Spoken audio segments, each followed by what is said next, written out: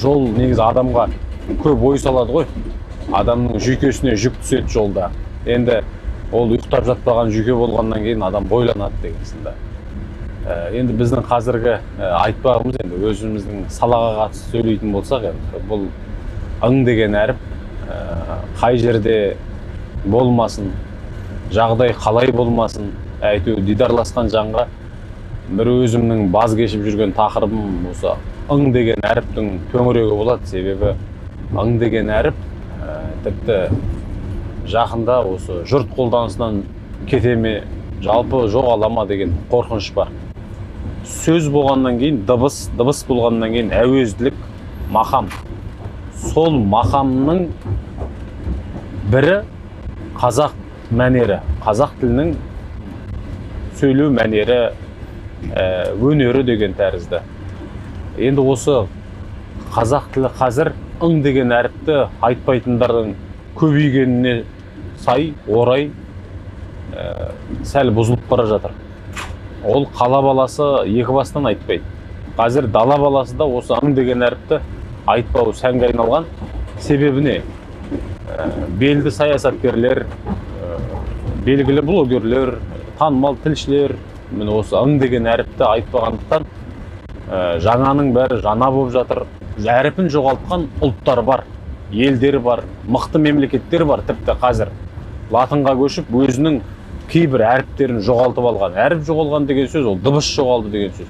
Сондай өзінің дыбысын жоғалтқан, әріпін жоғалтқан ұлттар бар. Солардың кейпін, солардың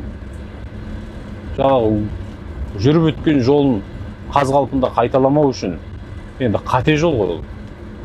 Ыңды, ың деген әріпті қазірден сақтау керек. Мал енді ыңды барлық адам айтады. Тіпті жас баланың өзі тілі жаңа ашылған баланың өзі осы ыңды 3 минут, 5 минуттың арасында айтып үйренеді. Оның тәсілі қарапайым.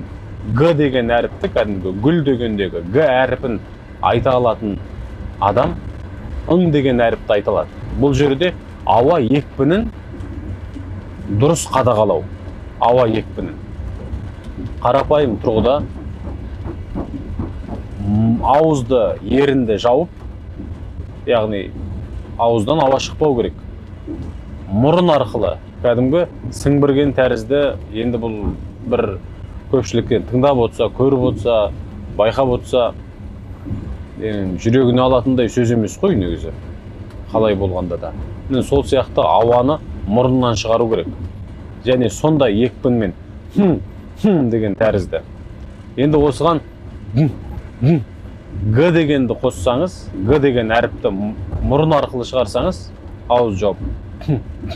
Сол жердегі тілдің орналасу тәртібі. Бұл таңдай түбіне тіл түбінің көтеріңкі жақын болуы. Екеуі де көтеріліп тұрады. Ауаның көп бөлігі мұрынға қарай өтеді.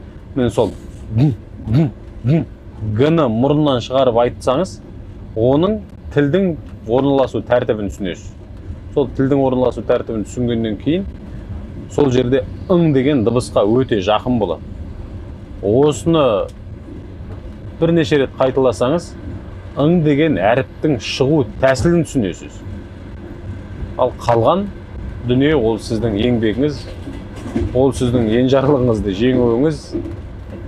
Міне, соныған ғана салмақ болып түседі, қалғанның барлығы бір әріпте.